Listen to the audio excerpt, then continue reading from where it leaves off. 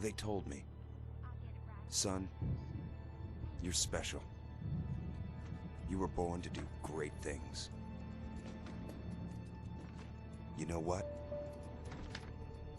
They were right.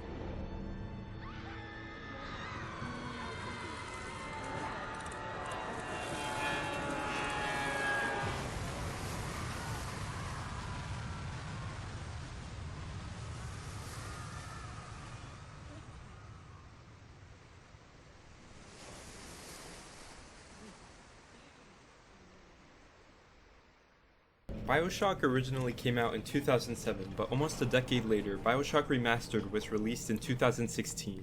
Many shared negative opinions about the remastered version of BioShock, but I decided to play it anyway simply because it was a newer game. The story starts off with many mysteries. You crash in the middle of the ocean and discover an underwater city named Rapture, which is the setting of the entire game.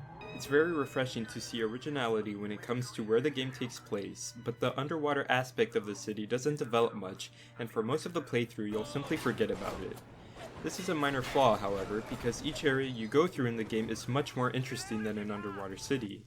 As you progress, you'll get small flashbacks, which aren't quite enough for you to be able to piece together what happened and learn what life was like before the crash. This works in the game's favor though. It'll make you want to keep playing and find out who really were the people in the photographs you keep seeing. Unfortunately, it's safe to say that these hints are ultimately a letdown by the end of the game. Luckily, there are many interesting and diverse characters, and each level seems to introduce a new one. My favorite level is named Fort Frolic. The main character of attraction there is Sander Cohen, which is an artist who is obsessed with his own work. Every area that you play through in this game offers the same originality that can be found in this specific level. There's always something fresh and exciting around the corner, which allows the game to be extremely engrossing. There are also many diaries in the form of audio if the player is interested in the deep lore the game has to offer. This is a continuation of tradition that was present in the series inspiring BioShock known as System Shock. Audio logs were used in System Shock as an efficient way to include more lore. More traditional methods were not possible as System Shock ran on DOS. In this time and age, however, there's no need to have it in audio form. In fact, this problem translates to the main story of the game as well. Most of the information you learn is presented by dialogue. You will constantly be hearing other characters talk while you fight off enemies, explore, etc. This seems like a good idea in concept as it would allow you to play the game with minimal cutscenes. Unfortunately, it doesn't work out too well. You'll be too busy focused on the action while plot points are being revealed. There is an option to turn on subtitles, but even then it's very difficult to focus on the gameplay and learn about the story at the same time. Although this is very frustrating, the story is still easy enough to understand for a casual playthrough, but players who get really into it may have to search some things up on the wiki simply because they missed it. There are also other times where the game tells its story through gameplay, and this is what makes BioShock so unique. The most memorable parts of the game are seeing events unfold right in front of your eyes. While they are somewhat scarce throughout the game, the simple novelty of them is enough to override the rarity. Overall, the story is very well done. It doesn't single-handedly carry the game's quality, but it's good enough to keep you interested even if you're not too big on story-based games. The combination of story and gameplay is what truly sells BioShock. Not only did I want to keep playing so I can learn what was going to happen next, but I kept playing because the game is legitimately fun. A lot of games today try to aim for a cinematic feeling that make you feel like you're watching a movie with some player interaction. BioShock knows it's a video game and uses every advantage that video games can offer as a medium to its advantage. The best comparison I can give BioShock is to a theme park ride. It's constantly moving and exciting, except near the end where it slows to a halt. It's only for about 30 minutes, but it ruined the flow greatly. In case you haven't noticed already, BioShock's main form of gameplay is by the form of a first-person shooter, but this concept is expanded immensely. First of all, the weapons you obtain throughout the game are all very unique. I ended up using all weapons at one point or another because they're useful in specific situations. My personal favorite is the chemical thrower, in which you can use different elements as ammo. If you want, you can even change the type of ammo you shoot with each gun.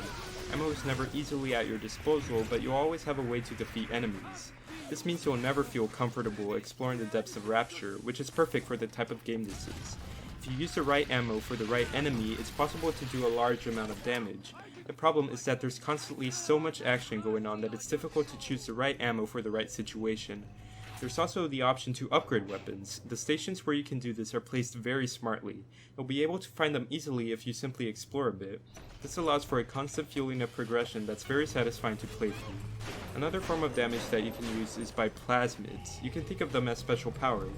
In order to obtain a specific plasmid, you need to collect Atom. The main method of obtaining Atom is by either harvesting or saving little sisters. I love it when games allow you to choose between multiple methods of how to do something, and BioShock does it perfectly. If you decide to harvest a little sister, you'll get a good amount of Atom. If you decide to save the little sisters, you won't get any Atom immediately, but in the long run it's much better than harvesting them right away. These types of decisions can bring moral questions and lead to great discussion.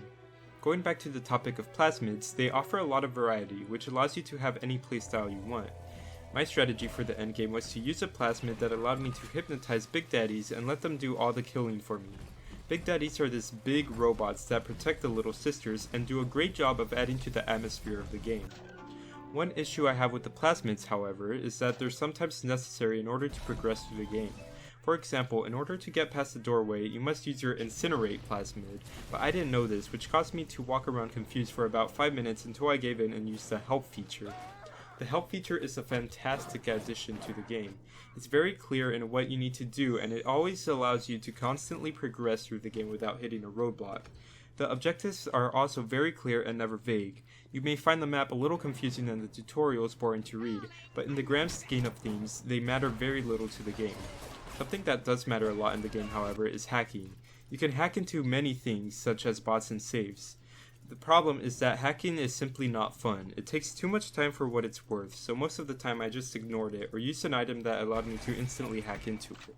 BioShock Remastered is one of those games that can be very controversial when it comes to how it looks.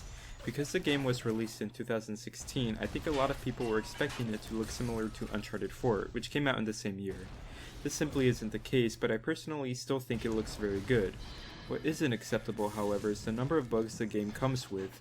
I encountered so many of them throughout my playthrough, and this is easily the biggest flaw the game has. Some were humorous, and I don't mind that, but most were annoying. One of my most hated bugs is when one play session would look much better than the other. For example, if I were to play in the morning, it might have looked really good, but if I played again later that day, there was a chance that the graphics downgraded. I checked the settings to see if anything changed, but to my knowledge, everything was the same. This may be specific to the remastered version of the game, however. I read many Steam reviews complaining about the game being buggy, and if that's the case, I wonder if the original version had these bugs as well. BioShock is an incredible game, and is one of the only games that I actively wanted to finish. It very rarely felt like a chore to play, which can't be said about a lot of games. It's no wonder why this game is considered a classic and gets so much praise. It's simply a very fun and engaging experience that you won't forget about for a very long time. Once I finish a game, I usually leave it forever and never look back, but there's a big chance that I'm going to go back and play it some more because of the amount of replay value the game has to offer. It truly is a great game with such a broad appeal. Anyone who is a fan of games in general should play this if they haven't already.